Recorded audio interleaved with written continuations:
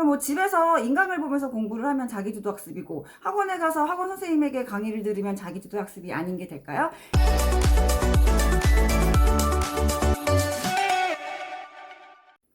안녕하세요. 준주쌤입니다. 한 주 잘 지내셨나요? 긴 겨울방학도 이제 끝을 보이고 있습니다. 저는 너무 기뻐요. 제 오늘 주제가 수학학습에 대한 오해, 베스트 4 이렇게 지금 제가 잡았는데 제가 이제 많은 어머니들을 만나면서 여러 가지 질문들을 듣고 있는데 그 중에 이제 중복되는 이런 부분은 좀 많은 분들이 오해를 하고 계시구나 라고 생각했던 것들 제가 4가지 정도를 오늘 이제 오해를 풀어드리는 시간을 가져보려고 이제 카메라를 켰습니다. 자, 보통 대부분 어머니들이 생각하시는 수학학습에 대한 오해들이 사실은 공통적으로 좀 보이더라고요. 그래서 이제 앞으로 제가 이제 기회가 되면 종종 이런 오해를 풀어드리는 영상을 찍어서 올려드릴 테니까 댓글로도 궁금하신 것들 있으면 남겨주시면 참고하도록 하겠습니다. 자, 첫 번째 수학학습에 대한 오해 중에 제가 이제 첫 번째로 잡은 거는 수학 머리를 타고난 친구들이 결국엔 수학을 끝까지 잘한다. 이렇게 생각하시는 분들이 되게 많이 계시더라고요. 그러니까 어쨌든 수학은 수학 머리를 타고난 친구들이 잘할 것이다 라고들 생각을 하고 계시는데 제가 좀 많이 지켜본 결과 수학을 그래도 끝까지 오랫동안 잘하는 친구들은 사실은 이제 수학 머리라기보다는 제일 큰 거는 이제 수학을 접하는 태도가 가장 큰 비중을 차지하고 있는 것 같았거든요. 그러니까 이건 어떻게 보면 자신감이랑도 좀 연결 지어서 말을 할 수 있을 것 같은데 수학 머리를 타고난 친구들 중에 물론 수학을 굉장히 잘하는 친구들도 많이 있죠. 하지만 수학 머리가 그렇게 특출하지 않아도 수학을 잘하는 친구들을 좀 살펴보면 이 친구들은 이제 수학에 대한 자신감을 좀 많이 갖고 있는데 어떤 생각들을 하냐면 남들 다 풀 줄 아는 문제 나라고 못 풀겠어? 내가 풀어서 안 되는 문제 있겠어? 이렇게 약간 과제 집착력이랑도 좀 연결이 되는 것 같고 그다음에 자신감이랑도 좀 연결이 되는 것 같은데 그동안 제가 여러 영상에서 이제 올려드렸던 이제 이런 것들이 이제 종합적으로 연결이 되어 있는 부분 같아요. 그래서 결국엔 수학 머리보다는 수학을 대하는 태도, 수학을 내가 이제 공부하는 마음가짐 이제 이런 것들이 끝까지 수학을 잘 할 수 있게 만들어주는 더 큰 요소로 작용을 한다라고 말할 수 있겠습니다. 첫 번째 오해는 수학 머리를 타고난 친구들이 끝까지 수학을 잘한다. 이거는 이제 오해이다. 라고 이제 말씀을 좀 드릴 수 있을 것 같고요. 두 번째 수학학습에 대한 오해로 이제 꼽은 거는 자기주도 학습은 학원을 다니지 않고 스스로 공부하는 게 정말 자기주도 학습이다. 라고 이제 생각하시는 분들도 또 이제 많이 계신 것 같은데 이 말은 맞을까요? 학원을 다니면 자기주도 학습을 하는 게 아닐까요? 이것도 저는 오해라고 생각을 하는데요.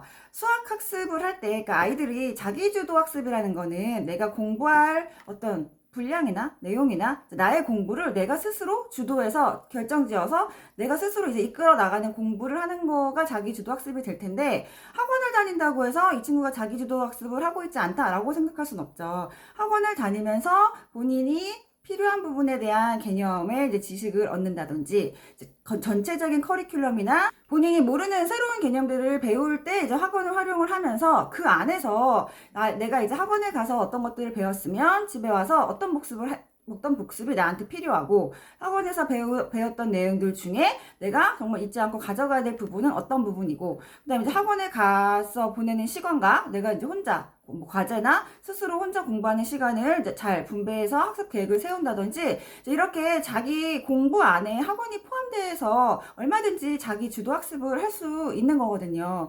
자기주도 학습은 학원을 다니지 않고 집에서 혼자 공부해야지만 자기주도 학습이다 라는 이야기는 이제 오해다 라고 말씀을 드릴 수 있을 것 같고요. 학원을 다니더라도 이제 그 과정이 나에게 필요한 과정이라면 얼마든지 나의 학습 전략에 이제 학원을 활용을 해서 스스로 나의 공부 계획을 세우고 그것들을 어떻게 활용할지 얼마든지 자기주도 학습을 할 수 있다. 그럼 집에서 인강을 보면서 공부를 하면 자기주도 학습이고 학원에 가서 학원 선생님에게 강의를 들으면 자기주도 학습이 아닌 게 될까요? 그렇지는 않다. 이제 그 부분에 대한 오해는 좀 풀어드리고 싶어서 이제 두 번째로 꼽았습니다. 자, 세 번째 또 제가 이제 세 번째로 수학 학습에 대한 오해로 꼽은 거는 연산은 매일매일 꾸준히 일정 분량씩 꼭 해야 된다. 라는 이 이야기는 사실 초등학교 저학년 어머니들은 정말 공식처럼 알고 계시더라고요. 이 부분에 대한 오해도 좀 풀어드리고 싶은데요. 연산학습은 매일매일 꾸준히 할 필요가 있는 친구들이 분명히 있고요. 하지만 이제 그런 친구들이 아니면 평상시에 본인이 수학학습을 하고 있을 때 내가 지금 공부하고 있는 그 과정에서 크게 연산 때문에 문제가 되지 않는다면 매일매일 꾸준히 연산을 꼭 해야 되는 건 아니다 라고 이제 말씀을 좀 드릴 수 있을 것 같아요. 제가 또 이렇게 이야기하면 연산이 필요 없다고 말씀하시는 거예요? 라고 또 다른 오해를 불러일으킬 수도 있지만 제가 이제 이야기하는 거는 매일매일 꾸준히 연산을 꼭 해야 된다. 이거는 오해다. 그런 친구들이 있고 그렇게 꼭 하지 않아도 충분히 연산학습이 이루어지고 있는 친구들이 있기 때문에 그 부분에 대한 오해는 꼭 풀어드리고 싶어서 제가 세 번째 수학학습에 대한 오해로 꼽았습니다. 자, 마지막으로 네 번째 수학학습에 대한 오해로 이번에 문제집 이야기를 좀 해보려고 하는데요. 자, 수학 문제집은 처음부터 끝까지 모든 문제를 다 풀어야 좋다.